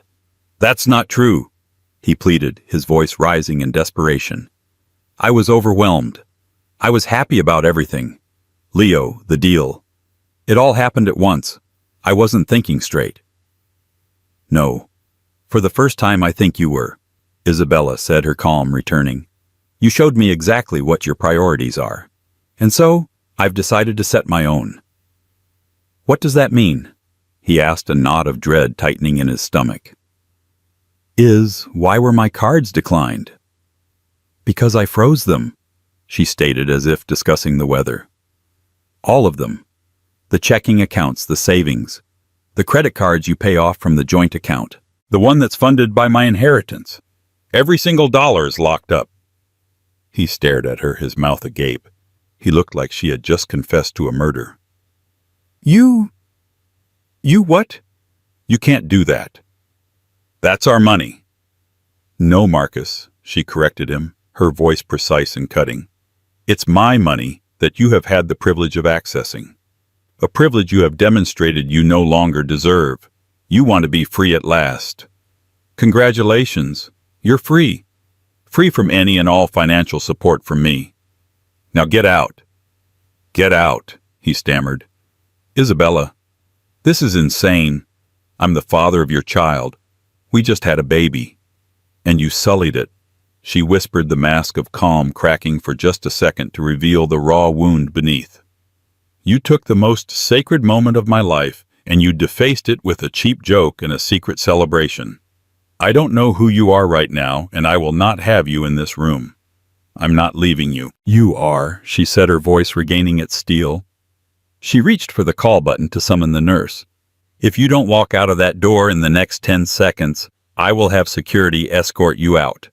And I will tell them I am in fear for my safety. Do you really want to add that to your list of accomplishments from last night? The threat hung in the air, ugly and potent. He looked at her, truly, looked at her, and saw no trace of the woman he thought he knew. The warm, loving Isabella was gone. In her place was a stranger with eyes of ice and a will of iron. He saw the stubborn set of her jaw, a trait she'd inherited from her formidable father, Lorenzo Rossi, and knew he had lost. For now. Defeated, humiliated, and utterly bewildered, Marcus Thorne backed away. He grabbed his wallet and keys, his movements stiff and jerky. He opened the door, paused, and looked back at her one last time. I will fix this. He vowed, his voice cracking. I will make you understand. She didn't answer. She had already turned away from him, her attention focused entirely on the tiny sleeping baby in the bassinet, the only family she could trust right now. The door clicked shut, leaving Marcus alone in the hallway, a free man with empty pockets and a life in ruins. The fluorescent lights of the hospital hallway seemed unnaturally bright, buzzing with an accusatory hum. Marcus stood there for a long moment, the click of the closing door echoing in his ears. He felt like he'd been hit by a bus he never saw coming. 1 minute he was on top of the world, a new father and a successful entrepreneur on the cusp of greatness. The next he was exiled, broke, and accused of, he wasn't even sure what. Betrayal, insensitivity, financial malfeasance. It was all a tangled, horrifying mess. His first instinct was to panic. Project Chimera, his AI-driven logistics software, had just secured its second round of funding.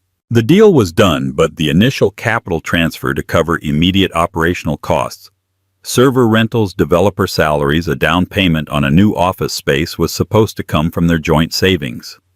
It was a bridge fund, a few $100,000 he needed now before the venture capital money was formally wired in a week. Without it, he would be in breach of his new partnership agreement. He would look like a fool, or worse, a fraud. He would lose everything he'd worked for. He pulled out his phone, his hands shaking, and scrolled to his banking app. Isabella hadn't been exaggerating. Every account was flagged with a bright red banner. Account frozen. Contact institution. He was locked out. Completely. He needed an ally, a voice of reason. He dialed his best friend David Chen. David was a level-headed corporate lawyer, the yin to Marcus's often impulsive yang.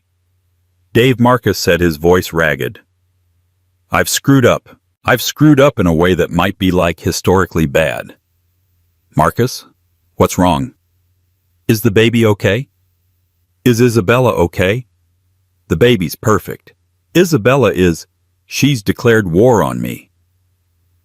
Pacing the hallway, Marcus recounted the entire story, the birth, the elation, the post, the comment from Chloe, the confrontation, the frozen accounts. He relayed it all from his perspective, a monumentally stupid but innocent mistake that had been blown into a declaration of marital treason. There was a long silence on the other end of the line. Dave, you there? Yeah, I'm here, David said slowly. I'm just processing the sheer unadulterated stupidity of what you did. Marcus, let me get this straight. Your wife, after 17 hours of labor, is holding your newborn child for the first time and you post a selfie with the caption, "Free at last." It was a joke, Marcus insisted, his voice cracking. To who? For who? What part of that is funny? David's voice was uncharacteristically sharp. Forget the money for a second. Put yourself in her shoes. She's exhausted, hormonal, vulnerable, and probably feeling a love so overwhelming it's terrifying. And the first thing she sees from her partner, her co-pilot in this, is a public declaration of his own liberation. It's not just insensitive, man. It's cruel. It communicates that while she was going through a life-altering, body-altering ordeal, you saw it as a prison sentence you just got paroled from. Marcus leaned his head against the cool wall of the corridor. Hearing it from David, stripped of his own self-justification, made it sound so much worse. I didn't mean it like that.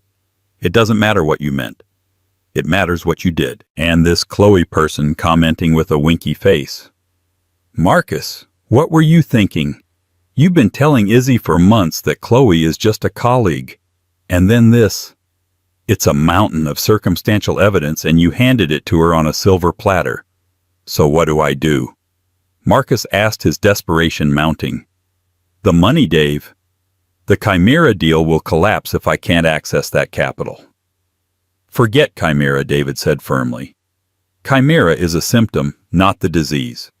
You don't have a financial problem right now. You have a trust problem. You don't go to her asking for money. You go to her begging for forgiveness. You need to stop thinking like a CEO trying to solve a cash flow issue and start thinking like a husband who just shattered his wife's heart.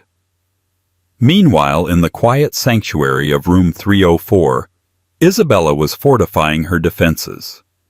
The first person she called after Marcus left was her older sister, Sophia. Sophia Rossi was a partner at a top-tier litigation firm in New York. She was sharp, fiercely protective, and possessed a near-pathological intolerance for nonsense, especially from men who hurt her little sister. Isabella, her voice trembling but determined, told her everything. She didn't have to embellish. The facts were damning enough. He did what Sophia's voice crackled with rage over the phone. I'm booking the next flight to you. No screw that I'm chartering a plane. I'll be there in 5 hours.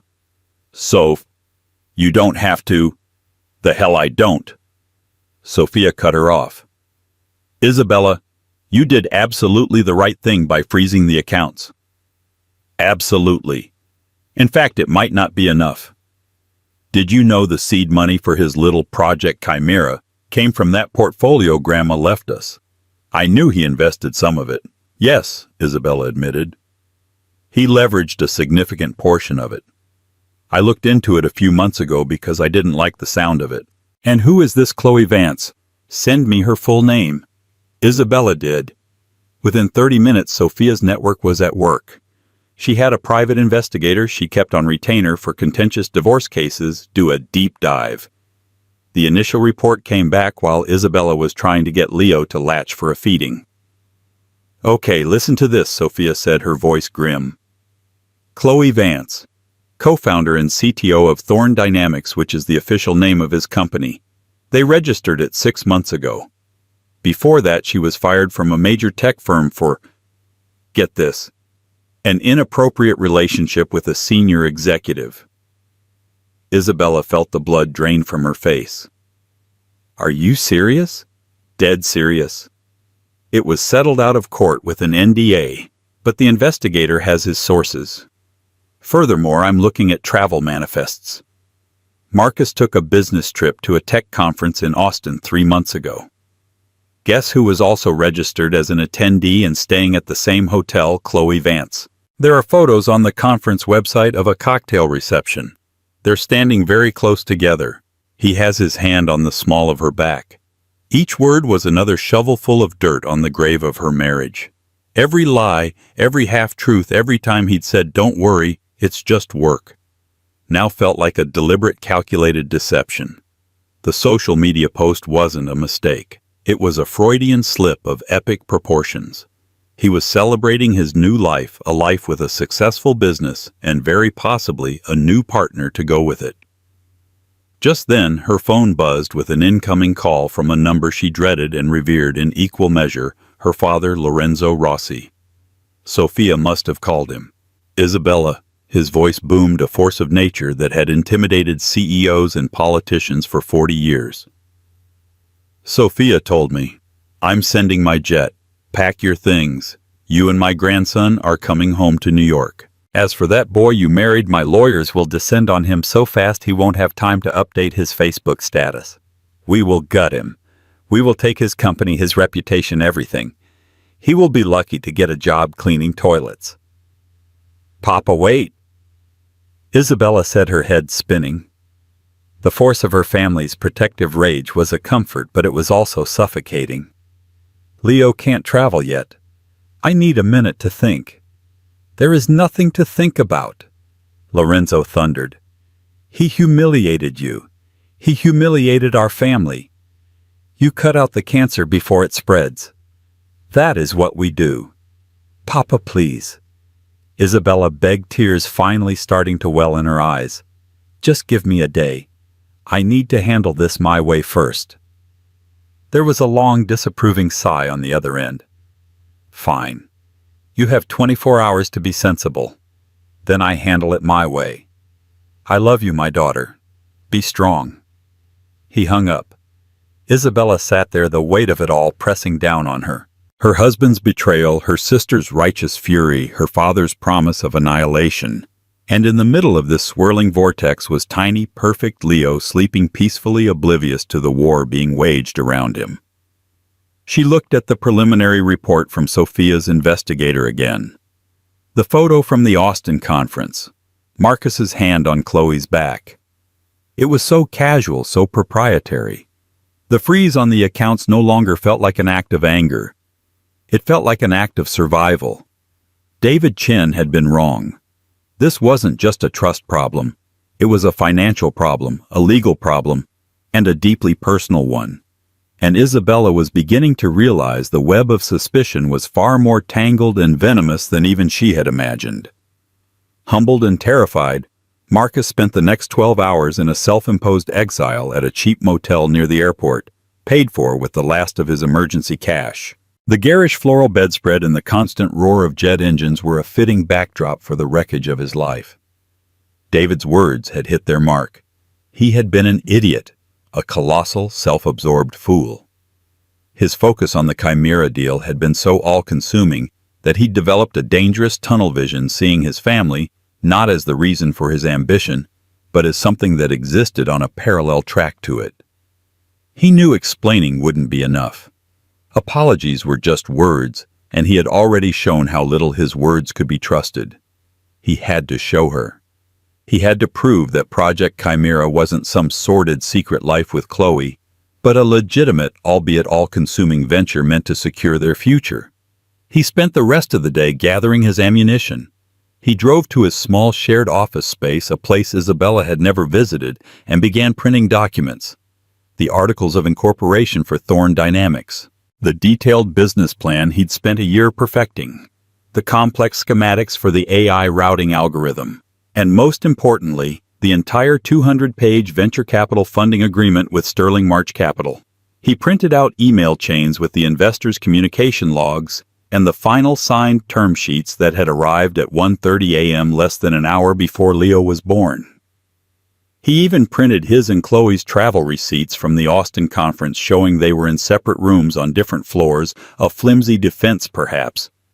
But it was all he had. He organized everything into a heavy 3-ring binder, a physical manifestation of his supposed truth. It was his grand gesture, his only hope. By evening, he was back at the hospital. He felt like a condemned man walking to his own execution. He took a deep breath and knocked softly on the door to room 304. It was Isabella who answered, not a nurse. She was out of bed, moving slowly, but with a newfound strength. Her face was pale. Her eyes were shadowed with exhaustion, but the cold resolve was still there. "What do you want, Marcus?" she asked, her voice flat. She made no move to let him in. I didn't come to ask for anything, he said, his voice quiet, stripped of its usual confidence. Not for money, not even for you to let me in. I need you to see this. I need you to understand what the deal was. He held out the heavy binder. Everything is in here. The business plan, the contracts, the emails. Chloe is the CTO. She built the core technology. I handle the business and fundraising. That's it. That's all it is. I was under immense pressure. The investors were about to walk. We finally got them to sign last night right before Leo came. I was euphoric and stupid. And I posted that awful thing without thinking about how it would look, how it would hurt you. It was about being free from the fear of failure is. Not from you. Never from you. He saw a flicker of something in her eyes. Not forgiveness, but a sliver of curiosity. She hesitated, then took the heavy binder from him. I'll look at it, she said, her tone non-committal. That's all I can promise. She closed the door, leaving him once again alone in the hallway. Inside the room, Isabella sat down heavily in the recliner Marcus had occupied the night before. Her sister Sophia had arrived an hour ago, a whirlwind of expensive luggage and righteous anger. She was currently holding Leo, glaring at the door as if she could incinerate Marcus with her gaze alone. What is that? Sophia demanded, nodding at the binder. His explanation, Isabella said, placing it on the small table. She felt a strange reluctance to open it. Part of her wanted her suspicions to be true to justify the clean, righteous anger she felt. But a deeper part, a part that still remembered the man she had loved, desperately wanted him to be telling the truth. With a deep breath, she opened the binder. For the next hour, she read.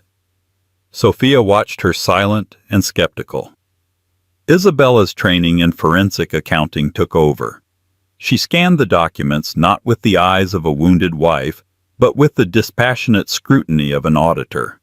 And to her growing surprise, it all seemed to be there. The company was real. The technology, from what she could understand of it, seemed genuinely innovative. The funding agreement with Sterling March was legitimate and substantial. The email chains documented a grueling, high-stakes negotiation. His story, as outlandish as it seemed, was starting to hold water. The post was still unforgivable, a moment of supreme narcissistic folly, but perhaps it wasn't born of infidelity. Perhaps it was born of a different kind of obsession. It actually looks legitimate, Isabella murmured, a wave of confusion washing over her. She felt the hard certainty of her anger beginning to soften at the edges. Don't let a pile of paper fool you, Izzy, Sophia warned. Con men are always good with paperwork. Isabella continued to flip through the pages, her eyes scanning lines of legal and financial jargon.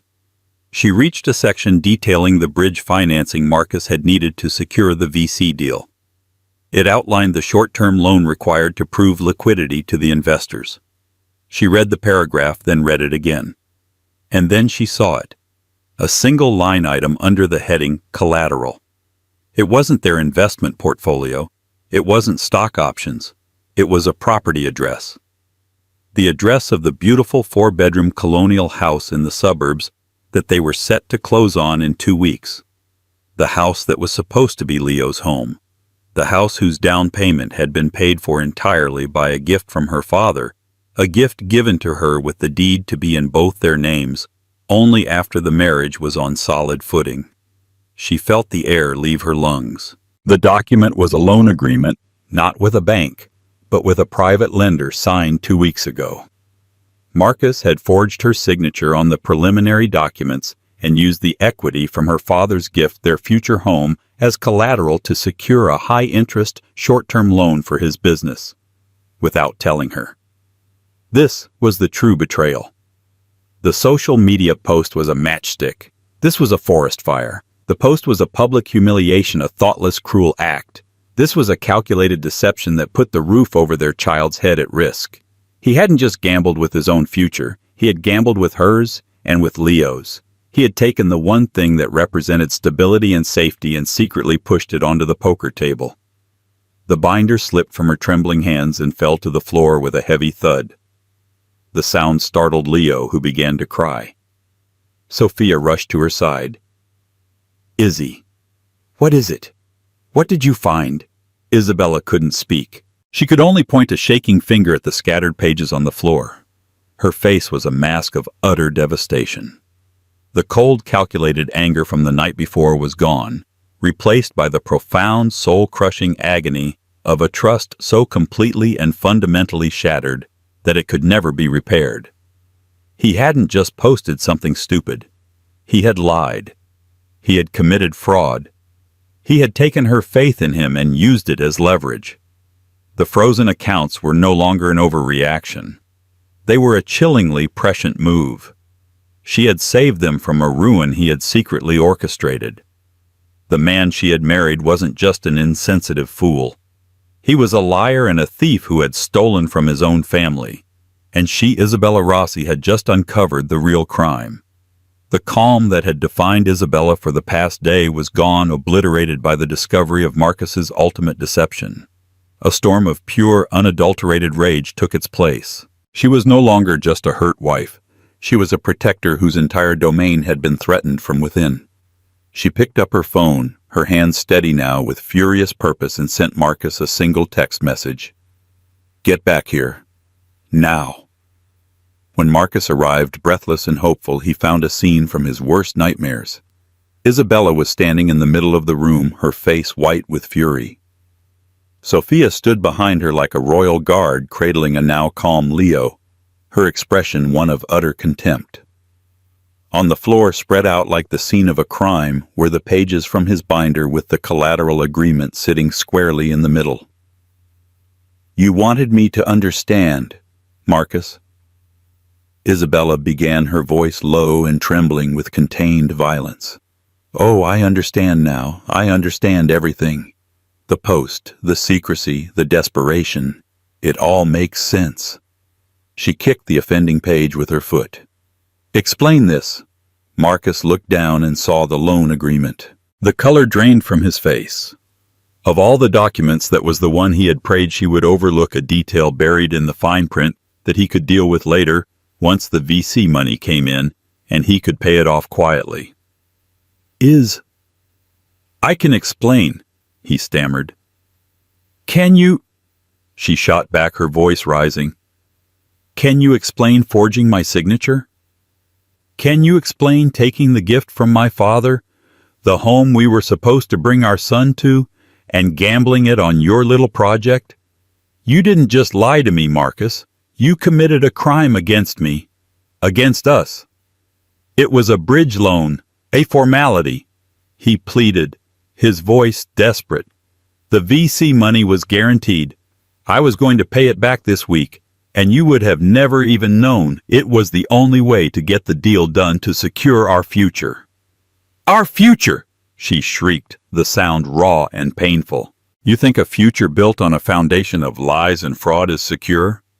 You stood there day after day talking about nursery colors and picking out furniture with me, all while knowing you had put a lien on our child's home. You let me believe we were partners, but we weren't. I was just another asset for you to leverage." Sophia stepped forward. "I've already spoken to my legal team, Marcus. What you did constitutes financial fraud and forgery. Isabella has grounds not only for divorce but for criminal charges." Marcus felt the floor drop out from beneath him. "Criminal charges. Isabella, I did it for us. I swear. I was so afraid of failing, of not being able to provide for you and Leo. I saw this one chance, this one shot to make it all work, and I took it. It was wrong. It was arrogant. It was stupid. But my heart was in the right place. I swear it." "Your heart." Isabella laughed, a broken, hysterical sound. "Your heart was in your wallet, Marcus. It was with your ambition. It was with Chloe Vance and Project Chimera. It was never, ever with us." As if on cue, Marcus's phone began to ring. The caller ID read Sterling March Capital. He looked at the phone in horror. It was the lead investor, Jonathan Sterling. "Don't you dare answer that in here," Isabella hissed. But it was too late. His phone buzzed again, this time with a text. He glanced at it. Marcus, wire for initial capital injection was rejected. Funds frozen. You are in breach of Section 4B of the agreement. You have 24 hours to rectify or we are pulling out and our legal team will be in touch regarding damages. Fix this. The final domino had fallen. The entire deal, his 2 years of work, was about to implode because he couldn't access the money he had promised. The money Isabella controlled. He looked at her, his face a portrait of utter desperation. Please. Everything, my entire life's work will be gone. They'll sue me into oblivion. We'll lose the house anyway because of the penalties in the contract. Please, you have to unfreeze the accounts, just for this one transfer. I'm begging you. It was the ultimate bitter irony. The free man was now a prisoner, and his wife, the one he had so carelessly disregarded, was his only jailer and his only hope for a pardon. Before Isabella could answer, the door to the hospital room swung open with force. Lorenzo Rossi stood there flanked by 2 men in impeccably tailored suits who could only be lawyers. He was a man who commanded gravity, and his presence sucked all the air out of the room. His cold, dark eyes took in the scene. His weeping daughter, his furious older daughter, the pathetic sight of his son-in-law, and the scattered documents on the floor. He ignored Marcus completely as if he were a piece of furniture. He walked to Isabella and placed a gentle hand on her arm. "It's over, Mia Cara," he said, his voice a low rumble. "We're done with this. My men have the jet waiting. You and Leo are coming home. We will handle the annulment." As for him, he finally flicked his gaze to Marcus, a look of pure disgust on his face. "My legal team will ensure he never recovers from this. He will learn the price of betraying a Rossi." This was it. The crossroads. Isabella looked at her father, the avatar of her old life, offering a clean, surgical, and vengeful exit. She looked at Marcus, the architect of her current misery, a broken man on the verge of total annihilation. Then her gaze fell on Leo, sleeping in Sophia's arms, his face a perfect picture of peace. What did Leo deserve? A father, even a flawed one, or a life defined by his father's spectacular family-ordained destruction? A decision crystallized in her mind, cold and clear as a diamond. It wasn't about forgiveness. It wasn't about love. It was about power and control. Her father wanted to destroy Marcus, but letting him be destroyed meant the fallout, the lawsuits, the loss of the house could still splash onto her and Leo. Saving him, however, meant she owned him. She turned to her father. "Thank you, Papa, but I'm not leaving." She then turned her steely gaze to Marcus. "You want the money to save your deal? You'll get it, but not as my husband." She walked over to one of her father's lawyers. "Draw it up," she commanded, her voice ringing with an authority that surprised everyone, including herself. "A post-nuptial agreement. A new business contract. I will provide the capital to save Project Chimera. In return, I want a 60% controlling stake in Thorn Dynamics. A personal, legally binding guarantee for Marcus, collateralized against all his future earnings and veto power over all major company decisions. He will report to a board that I appoint. He will no longer be the CEO. He'll be the CTO. I will be the primary shareholder. He will work for me. His salary will be determined by me, and every cent he earns will first go to repay the loan he took out against our son's home." The room was silent. Lorenzo Rossi stared at his daughter, a slow, proud smile spreading across his face. He had come to crush a boy, but his daughter had just shown him how to enslave a king. Isabella looked at Marcus, her eyes devoid of warmth or affection. "Those are my terms. You will save your company, but you will lose your freedom. For real this time. You will work to earn back the home you gambled away. You will work to earn the right to be this child's father. Take the deal or walk away and let my father's lawyers have what's left of you. You have 1 minute to decide." Marcus stood there trapped and utterly defeated. He looked at the ruins of his ambition, the fury of the family he had betrayed, and the cold, hard face of the woman who now held his entire future in her hands. He had posted, "free at last," as a joke, Now he was being offered the deal of a lifetime, a gilded cage. It was his only way out. "I accept." He whispered the words, tasting like ash in his mouth. 6 months later, the world had been remade.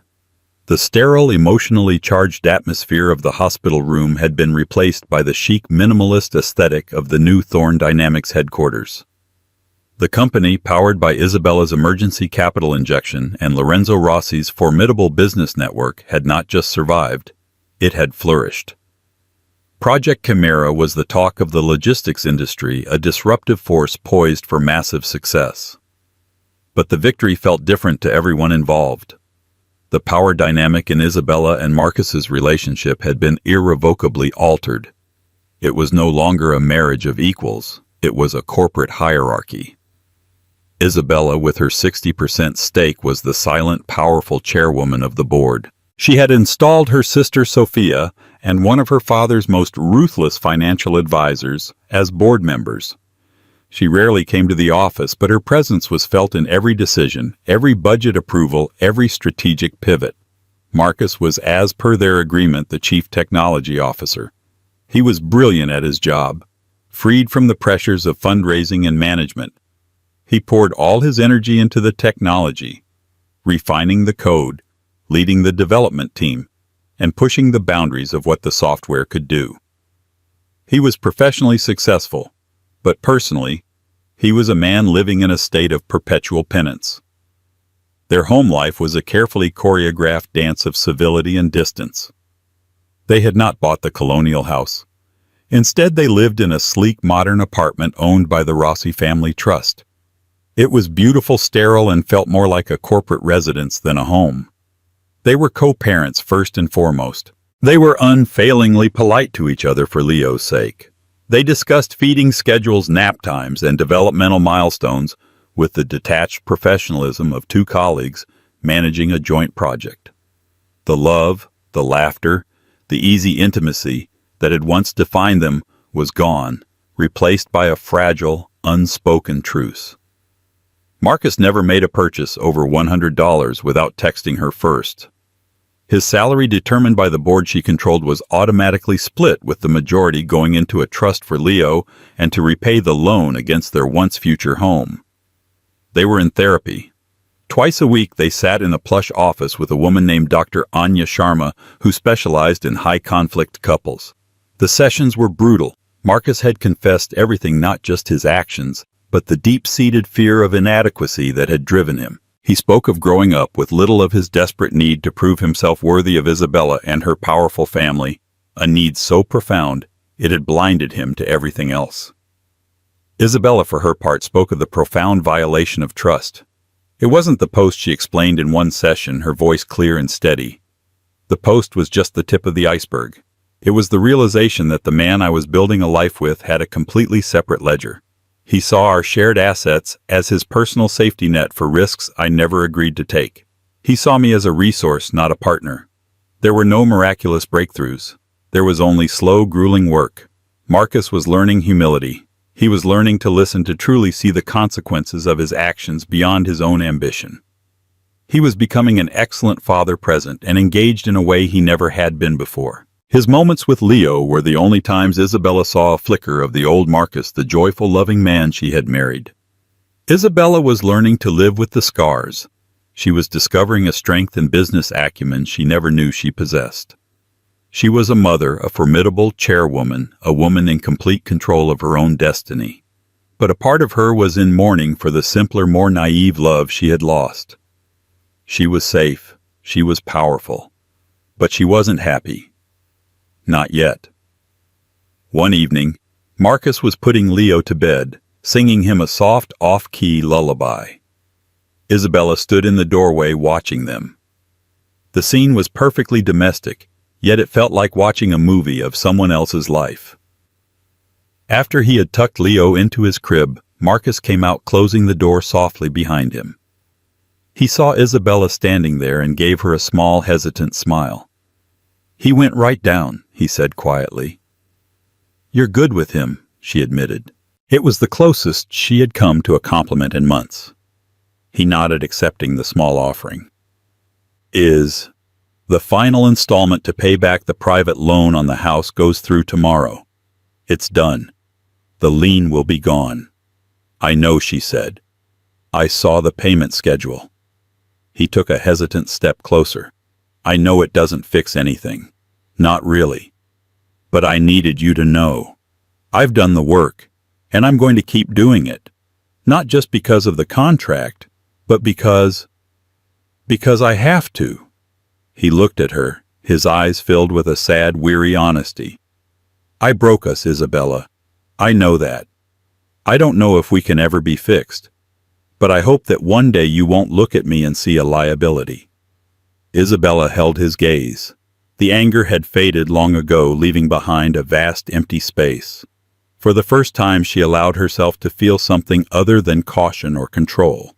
It wasn't forgiveness. It wasn't love. It was a flicker of possibility. A recognition of the broken man in front of her who was trying day by day to piece himself back together. One day at a time, Marcus, she said, her voice soft.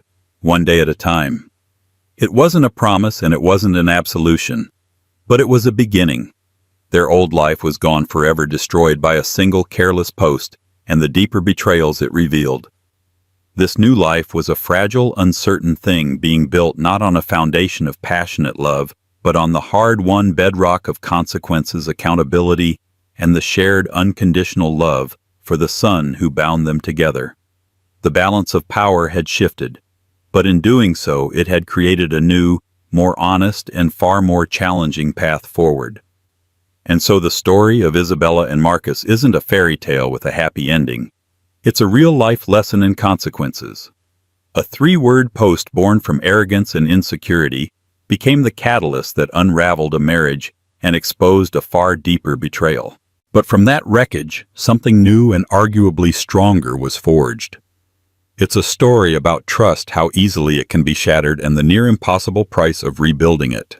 Isabella's actions might seem extreme to some, but what would you have done? When the person you trust most gambles with your shared future behind your back, is there any response that's truly off-limits? We all face moments where trust is tested. Marcus's mistake was monumental, but his journey toward accountability is just as important. Can a person truly change, and can a relationship survive such a fundamental breach? What do you think? Was Isabella justified in her hostile takeover of their life? Or was it a step too far? Let us know your thoughts in the comments below. We read every single one.